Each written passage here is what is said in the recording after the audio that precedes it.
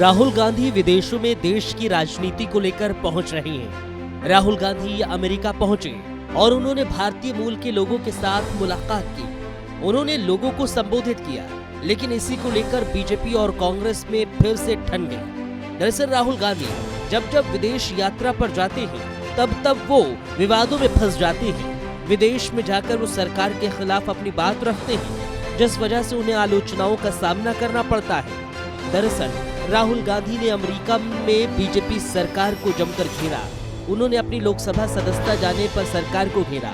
उन्होंने अपने भाषण में कहा कि भारत में विपक्ष संघर्ष कर रहा है, संस्थानों पर बीजेपी का कब्जा है, हम इसे लोकतांत्रिक तरीके से लड़ रहे हैं। I heard in the introduction that I was a member of parliament until a few months ago.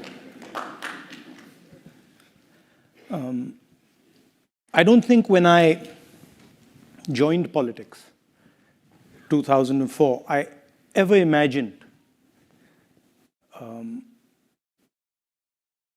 what I see going on in our country. It was way outside anything that I had ever imagined. इतना ही नहीं, राहुल गांधी ने विदेश की धरती से भारत के स्वाभिमान को चुनौती देते हुए लोकतंत्र और सरकार की कार्यप्रणाली पर जमकर सवाल उठाए। I think the drama started really about 6 months ago. We were struggling. The entire opposition is struggling in India. Huge financial dominance, institutional capture.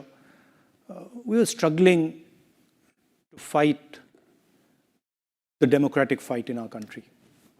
And we decided none of the systems were working. Democracy isn't just about an opposition party. It's about a set of institutions that support the opposition party. And those institutions were either captured, certainly weren't playing the role that they're supposed to play. Congress के नेता राहुल गांधी आज भी America की विदेश यात्रा पर हैं। वहीं इससे पहले वो 6 मई को ब्रिटेन की विदेश यात्रा पर गए थे। उन्होंने कैम्ब्रिज यूनिवर्सिटी में सरकार के खिलाफ विवादित बयान दिया, जिसके चलते बीजेपी समेत कई विपक्षी नेताओं से आलोचनाओं का सामना करना पड़ा। यूनिवर्सिटी में राहुल ने डेमोक्रेसी, फ्री प्रेस और पेगासस जैसे मुद्दों पर अपने विचार रखे। उन्होंने ये आरोप लगाया कि इजराइल स्पाइस वेयर पेगासस का इस्तेमाल उनकी और कई अन्य राजनेताओं की जासूसी के लिए किया जा रहा था। उन्होंने ये भी कहा उनका फोन प्रेस पर था, लेकिन इस बार बीजेपी ने राहुल गांधी पर जमकर हमला बोल दिया है। इसकी जिम्मेदारी विदेश मंत्री एस जयशंकर ने ली। राहुल पर जमकर उन्होंने हमला बोला।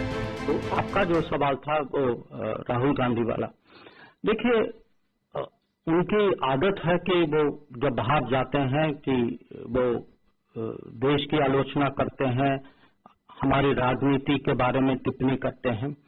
तो जो आपका प्रश्न है कि दूसरों पे इसका क्या असर पड़ता है, अब दुनिया हमें देख रही है और दुनिया क्या देख रही है? दुनिया देख रही है कि इस देश में चुनाव होते हैं। चुनाव में कभी एक पार्टी जीतती है, कभी दूसरी पार्टी जीतती।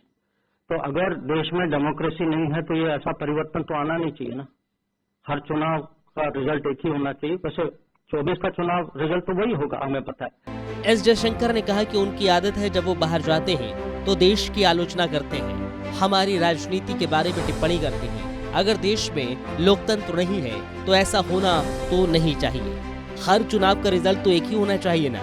वैसे 24 के चुनाव का रिजल्ट तो वही होगा, हमें पता है। लेकिन विदेशों से देश की छवि को धूमिल करना किस हद तक सही है, ये आप समझ सकते हैं।